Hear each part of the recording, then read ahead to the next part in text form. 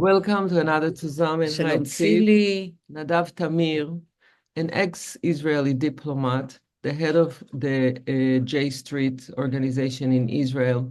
What else, Nadav? What else? Hold on. He will say.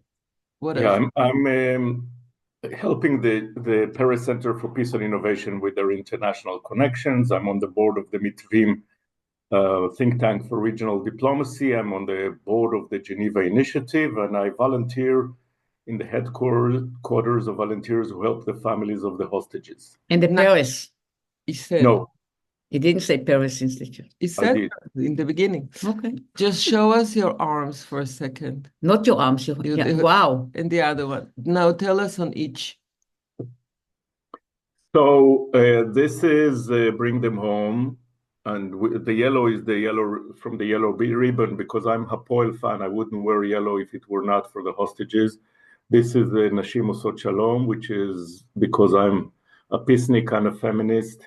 Bonot Alternativa, because I like the organization, but I also needed something red. And this is democracy, from the Kaplan demonstrations. Nadav, how can you explain the fact that most Israelis, or many Israelis, wanted Trump to become the president and not Harris? I think most Israelis are both ignorant about who is Trump and who is Harris. I could get into more details, what they think in their mind. And they also drink the Kool-Aid of the right wing in Israel and in the US, who are frightening them that Kamala Harris is a woke progressive and which cannot be further from the truth. And they try to tell them that Trump is good for Israel and was good for Israel in the first term. I disagree with all of the above. It's so strange. It feels so weird. And sometimes I think that most people react out of fear and helplessness, but the ignorance takes over, and it's really annoying, in a way. But it's not only this. There are also, I think a lot of Israelis don't even know what is J Street, and they still think it's against Israel. So tell us a bit about J Street. That's true. The perception about J Street in Israel is completely wrong. By the way, for many old school Jews and those who know the Jewish community only from the legacy mainstream organizations and federations, they might think the same. But we know from surveys that most Jews are where we are, which means, and I'll now say what J Street is. J Street is the political home for American Jews who care deeply about Israel, but want Israel to be in peace and to be a democracy. And we know from the last survey was done just in the day of the elections. When people went to the polls, they had another question, if they were Jewish, and if there are, what their positions on several things. And most Jews agree with us that to be a Zionist doesn't mean that you have to accept what the government of Israel is doing, that you could love Israel even if you criticize the government, that in order to love Israel, it doesn't mean you have to hate Palestinians. Right. And that the best future for Israel and for the Jewish people and from the US and the free world is a two-state solution. I think it's the first Jewish organization that proves Israel wrong many times, and they're not used to hear that and then voice. They call it anti-Semitism. You can love Israel, but you can prove actions wrong because it is wrong. And exactly. How and old? The organization, by the way, the organization, when did they start? The organization was created in 2008. Ah. I was then Consul General of Israel to New England, based in Boston. And by then, it was after serving in Washington, D.C., where I was a kind of a young diplomat, and I was very impressed by AIPAC and Conference of Presidents and all this mechanism that claimed to protect the interest of Israel. Back then, I did not understand that they are not actually representing the majority of American Jews who feel that supporting the right-wing Israeli governments is against their core values. Right. And the fact that they did not have a political home created a a real confusion for them, and they really didn't know what to do with it and how to speak with their children. So when J Street was created, I thought it was the best innovation in the world. But I was skeptical that this young startup could become a real player in Washington, D.C., with the politics of Congress. And now I can happily say that we see from our research, it's not yet manifested in money and number of employees, but in terms of where most Jews are, we are in the center of the Jewish community. There are people to our left, like organizations like Jewish Voices for Peace, and if not now, who are anti-Zionist or pro-BDS. And there are people to our right who are still caught in this AIPAC thing that Israel is always right no matter what. And the same in the Democratic Party. You do have the squad members that are to our left, and we don't endorse them, but you'd still have some Democrats who are, Israel is always right, but the majority of Democrats, the majority of the Jewish community is exactly where we are. No wonder they want Trump. They don't want Harris, because most Israelis, first of all, it's good you don't call yourself Peace Now movement, because it is kind of the Israeli Peace Now movement, right? I think. Well, we are collaborators with the Peace Now, both in Israel and the American Friends of Peace Now. We have the same agenda. The difference is they're an advocacy group, and we are a political group. We actually lobby in Congress. We raise money for members of Congress and for Kamala Harris. We raised more than any other Jewish organization. So we believe that it's not enough to promote those values in speeches, or you have to actually deal with American politics, because before J Street was created, for an American politician to say that they believe that Palestinian rights and Palestinian state is not against Israel and it's good for America was suicidal. Right. But we created a space where now many of them are starting to understand that this is the best thing that can happen for Israel, that they love and care. But most students don't know about you, Jewish students. Well, we have a campus arm called J Street U, where I think in around 60 campuses in the US. We still need to grow a lot, and I think that after October 7th, there are many of our supporters who now really want their donation to be earmarked to J Street U, because they understand that the campus is one of the most important places where the binary worldview that you're either Hamas or Israel needs a nuanced voice that says Hamas are a brutal, murderous organization that did horrible things in October 7th, but that not all Gazans and not all Palestinians are Hamas, and that eventually what will bring to Israel security, and also what will keep it as the democratic homeland of the Jewish people, is a diplomatic agreement that will bring about a Palestinian state. But they programmed Israelis now to think that all Gazians are Hamas, and all Palestinians are against it, and they succeed. Well, I have to say that in the first months after the war, because of the huge trauma that we suffered, and we did suffer a huge trauma, and the sense of insecurity, we saw that people were in kind of a psychological space that you could not trust anyone and you don't want to hear about peace. But we're starting to see, and there are great, I really encourage you to bring to your show Professor Eran Halperin from Accord. They're doing research in political sociology, and they're doing surveys, and they see that Israelis are starting to move. And if you ask Israelis, not do you want to end the occupation and have a Palestinian state, that you will not get support. But if you ask them about a situation which is basically the Biden doctrine, that there will be a normalization process with the Saudis and the entire Arab countries around us will be in peace with us and will be in front of Iran and its proxies, and because their demand is that there will be a Palestinian state, most Israelis support it now. And most Israelis are starting to understand what they did not immediately after October 7th, that all the lessons from October 7th are exactly against their emotional feeling, which means you cannot just maintain the conflict, you have to solve it. You could not just rely on our very sophisticated military to protect us. We need also agreements like we have with Egypt and Jordan. And Tzili could say a lot about the agreements with Egypt. And it's not, and we cannot maintain Hamas with Qatari money and keep the moderate Palestinians, even if they're not Zionist, dry, because we don't want a partner. And we cannot rely on the most right-wing government ever in Israel to provide security. And we cannot have normalization in the region like the Abraham Accords while keeping the Palestinians, under the bus. All of those lessons are starting to be learned. But can you have a voice with the Israeli television or Israeli media? Sorry, I'm trying to do my utmost to get to Israeli media. I could tell you that the Israeli media today is a big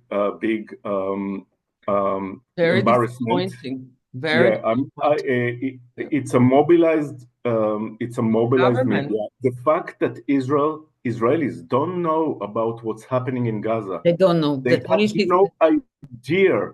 I think that's a failure of. Listen, they see some destruction. They don't see the people. The mass of people who are like almost like the mouth is open, like a bird who, give me some water. They don't want to see it, and this is why the media doesn't show it. But it's a failure because the role of media in democracies is to show you the facts.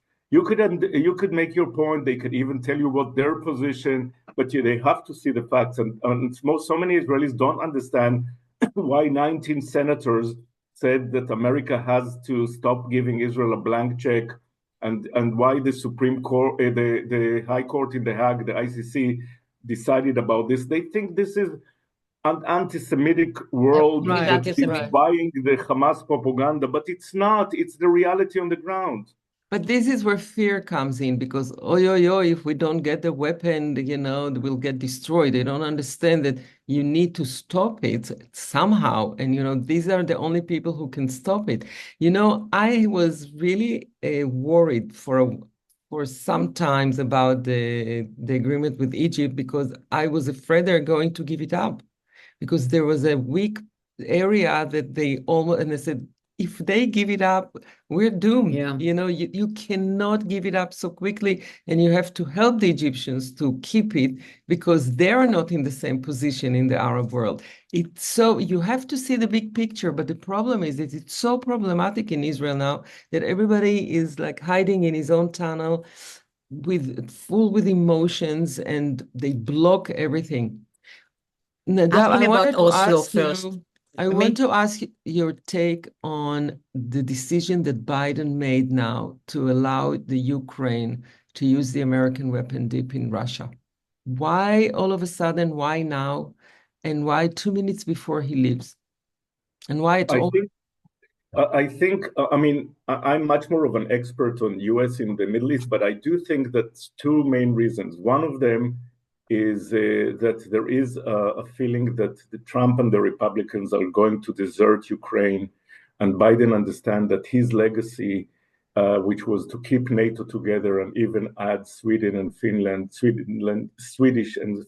the countries to NATO, and to make sure that Ukraine stand up to Putin, it might be ruined by Trump, and he want to make sure that people know that he was on the right side of history. The other reason is that the Russians now are bringing thousands and thousands of North Korean soldiers. And now also Yemen. They're going to the Yemen now, to the Houthis, right? And for Biden, he said, listen, you wanted us not to fight for the Ukrainians because, we don't want to start a third world war.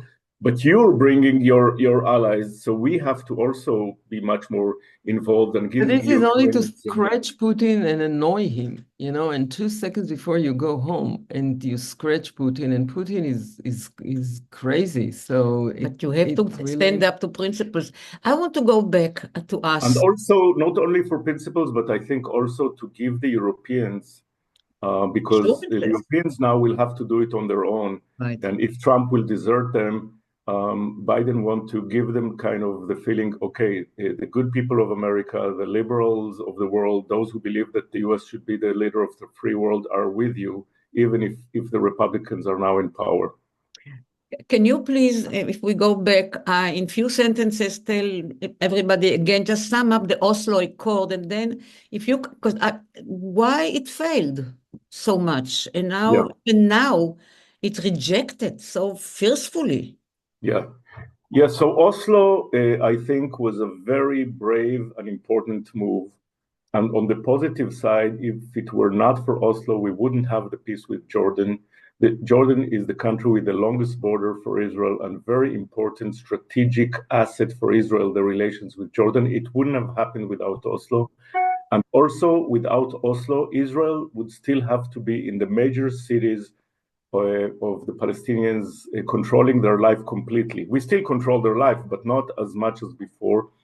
I think there are several mistakes. One mistake was that there were no clear end game decided. And this incremental process that says, okay, we will do it incrementally, we'll give the Palestinians a little more every time, and eventually we will get to the final status issues, refugees, Jerusalem, security, settlements, borders. But the spoilers, both Hamas in their side, the settlers on our side, and definitely Yigal Amir, who killed our prime minister, used this incremental process to derail it. And instead of gaining more trust, we lost trust. This is what Barak and Clinton were trying to fix in Camp David, which is to put all the issues in one, not incrementally. But both Oslo and Camp David were wrong because they did not understand that you could not really have peace with the Palestinians without a regional framework.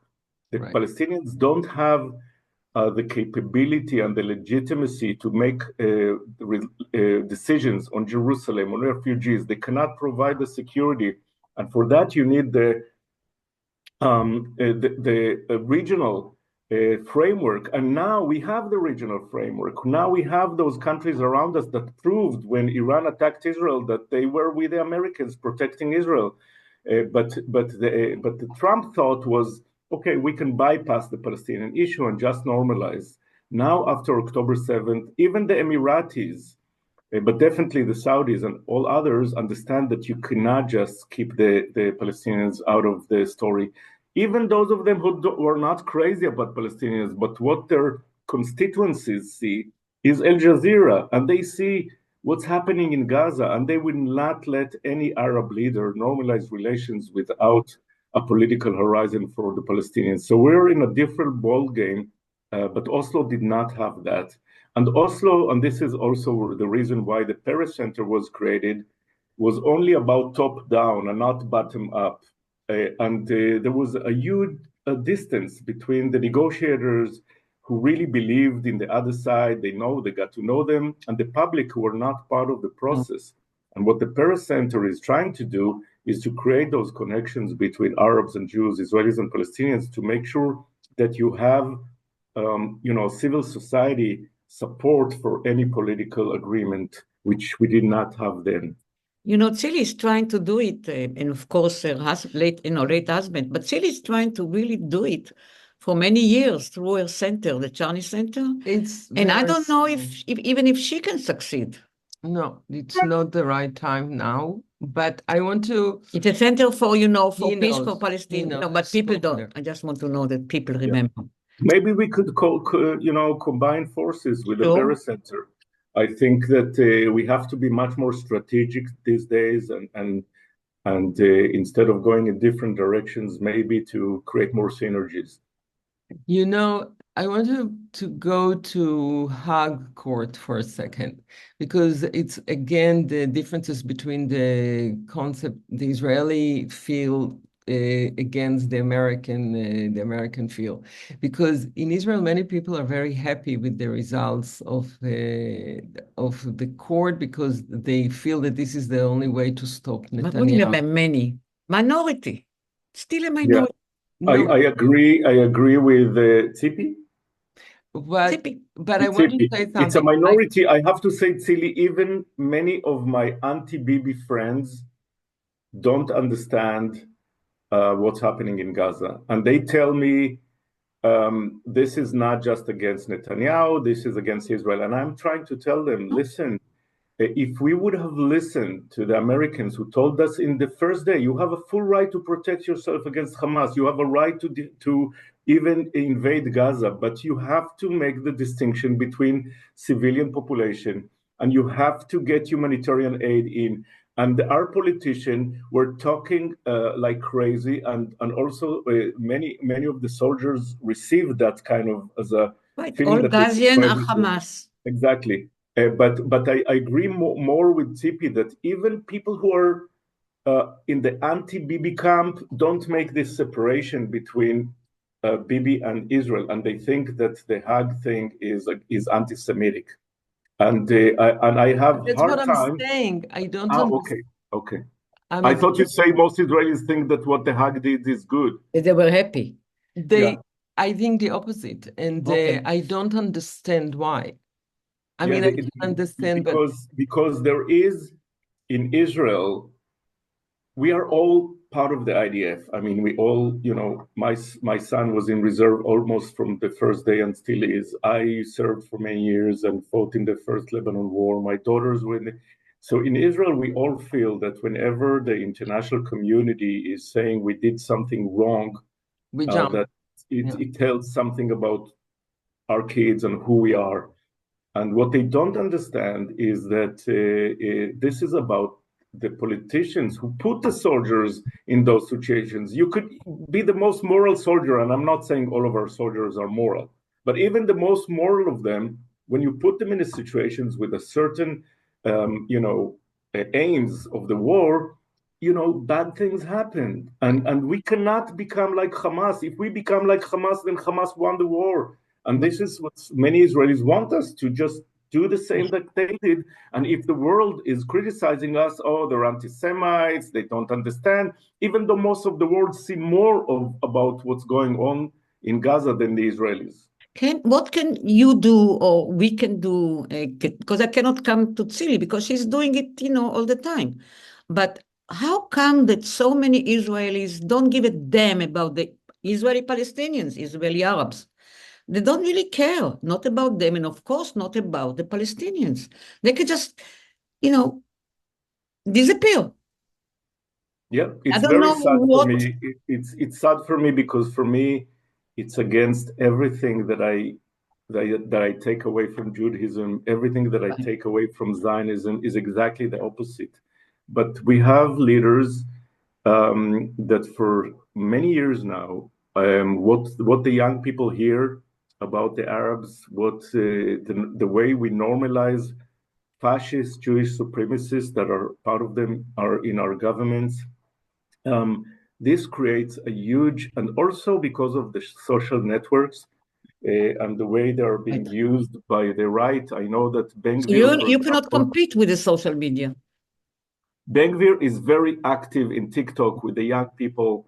We're not as good, and maybe because someone told me, the algorithms of those companies, because they know that what brings them more action is when people shout and hate, and the algorithm of hate is much stronger than the algorithm of peace. So the social networks, because of their business model, are actually exporting hate and fascism. The question is, but we cannot do it. Just let me. Which country is going to almost ban social media from young people? Do you know if there is any country? No, I think that all of them are grappling between. It's a very tough dilemma because you don't want to curb free speech. You know that when you curb free speech, eventually, people will use it for bad things. So you have to find a good compromise. And I think nobody was able to do it. I know that Biden made an attempt, but then he stopped at some point. Oh, right, Biden. And the Brits are now trying something, but I don't know if they will succeed. It's a very tough. Yuval Noah Harari is writing a lot about this. That Yes. This technology, which it could be great, is now becoming our biggest danger. Yeah. It's true. So who approved the party that wants to settle back in Gaza, who approved them getting into Gaza and actually doing a location scout of where it's a good place to start settling in Gaza? Who gave them permission to go in? Listen, the problem is multi-layered. First of all, you have members in the government, including Smotrich himself, who has a role in the Ministry of Defense, especially in the West Bank, but who are actually supporting this. And you have Netanyahu, who stopped caring about the country. It's all about him and his trial, and he knows that they might, explode his coalition, and then he will have to go to trial and do all the things he doesn't want to do. So he let them do it. And then there's also many people now in the IDF who are listening much more to the Ben-Gurids and the Smotrich than to their higher commanders, who are still, I think most of them are still understand that we cannot do it, and we cannot politicize the military. So it's a multi-layered problem, and it needs a lot of work. If we ever get rid of this government, we have to fix all those, the IDF, the Shabak, the police, which is almost gone. So what do I do when suddenly I have so many friends who start to hate Israel? Just cannot take anymore what's going on. They cannot really consciously say, I'm leaving, although some of them do. But there is something that we didn't have before. We had, what his name? Oh my God, never mind. We had a few who held the torch of we are against Israel by hook and by crook. They are doing wrong things and stuff like this. But now I see more, normal. We have to insist to tell the world, to tell ourselves that there is a distinction between Israel and the politicians who are now leading us. But we are hopeless. We feel hopeless. We're not hopeless. We're not hopeless. I have to tell you that every change in the world, before it happened, people said it's impossible, and then it happened, and people say it was inevitable. And I'm sorry, you cannot really predict what's going to happen, but I know that those who lose hope are just going to. No, I'm not losing, but I'm saying a lot of my friends are. And so I'm telling those people, because I also meet some people who are in despair, and I tell them despair is not a strategy. Right. We have to remember that the anthem of our country is hope, atikva. We have to keep the hope alive, because a professor in Harvard once told me that to make change, you need the combination of critical mind and hopeful heart. If we only keep the critical mind and lose the hopeful heart, we will lose it. And we saw that actually many liberal Israelis, who for many years were not ideological, not political, just waited until their startup get an exit and whatever, and all of a sudden, after the regime coup, what they call the judicial reform started, they went to the streets week after week, and they learned that they have power. But now October 7th made them feel, maybe it's not the good time because we're in a war, and they're, hostages. Exactly. So it kind of, but I do believe that if we want to act, Netanyahu will never want to stop this war, because he knows that the war is keeping people away from the streets. So we cannot give up. Nadav, where are we going with Trump?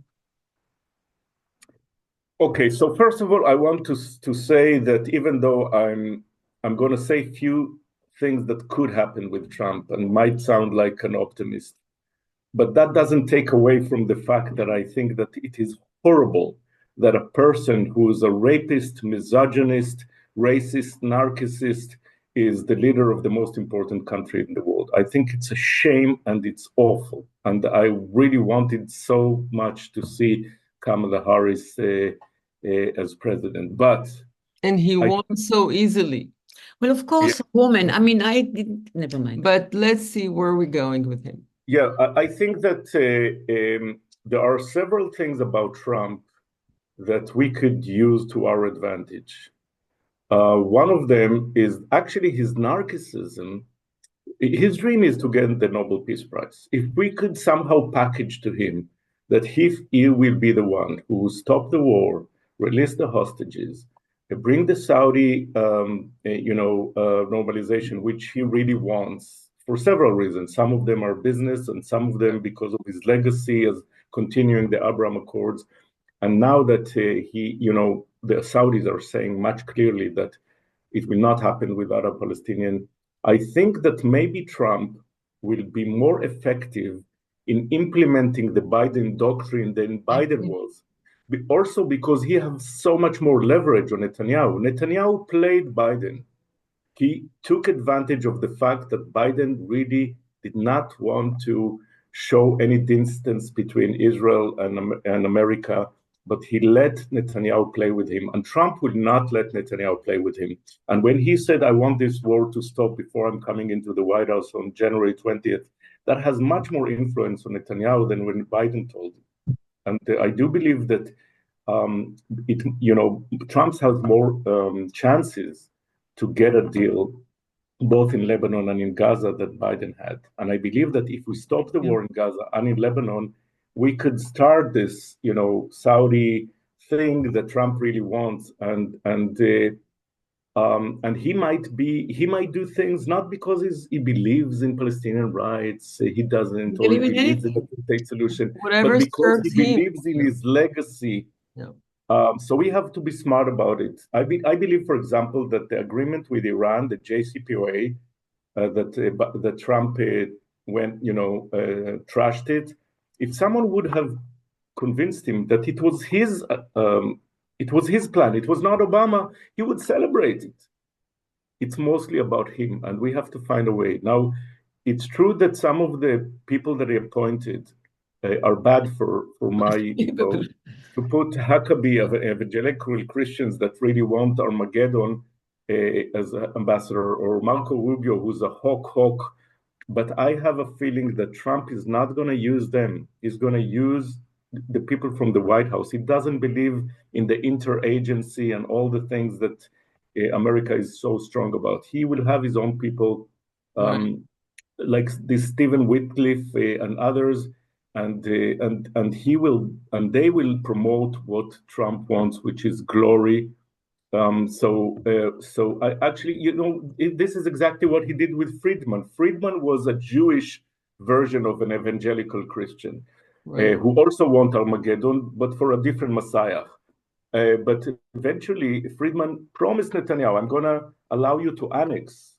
And when Kushner went all over the Middle East and he heard from all Arab countries we're not going to be part of this deal of the century with annexation, he came back to Washington. And then Kuteba, the very talented UAE ambassador, told him, I have a plan B for you. You will say that we were the one who stopped the annexation, and we will get the F-35 and what we want with Israel. So I think that Huckabee and Rubio are not going to call the shots, and it's more the business people around him. So how do you explain that both in Israel and in the United States, poor people, I generalize now, a lot of poor people vote for Bibi and a lot of poor people vote for Trump?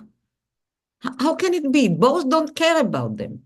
Both did do nothing for them except lip service. I think that we liberal progressives missed this sentiment that many people who are less educated and even immigrants much more connected to either religion or national identity, while we are much more globalist and internationalist. And what Trump brings them is this, okay, you are the one who works. Another thing that I think but I think that, for example, in the Spanish or Latin community, there's a lot of conservatism and the feeling that a woman could still not be the leader of the U.S. And also this thing about, okay, we already made it to the U.S. We have jobs, so we don't want more immigrants because they will take our jobs. And a lot of those things, Trump and Bibi are much better in connecting because we come to it more as an intellectuals and nuance, and it's less emotional language that people connect to, that the right wing really know how to do. And with the use of the social networks, it's much They easier. get to them, they are strong and they cross the lines and they get to them. So Yeah. it's Listen, Tzili, okay. thank you for opening the door to really understanding global and Israeli issues, which are very disturbing and troubling. But I really appreciate your contribution to at least my feeling to stay optimistic. I learned from my mentor, Shimon Peres, two things. First of all, that optimists and pessimists die the same way, but they live very differently. And it's not only much more fun and healthy to be an optimist, and research show that, but it's also more constructive, because while the pessimists only see the obstacles, optimists see the opportunities and they do something about them. And the other thing that Shimon Peres taught me is he told me, all those pessimist people forget where we were when we only started, when we had no natural resources, when we were surrounded by enemies, no friends in the world. And look what we achieved. We're one of the most dynamic economies in the world. We have one of the most sophisticated militaries in the world. And just think where we were 75 years ago. And also with peace, he said, I remember the days when people say we will never have peace with Egypt, who used to be our nemesis. And now it seems like we take it for granted. And the same with Jordan. So I believe in the power of optimism, and that's what keeps me alive. Get us one that can beat Bibi and bring optimism and solidarity and to our world. Nadav, I do believe that I don't know exactly when the elections will be, but I don't think that Bibi is going to be prime minister again. Well, I think this is a good place to stop. Right. Nadav, thank you for coming. You're welcome. Thanks, Tzipi. You made my day. See you all next week.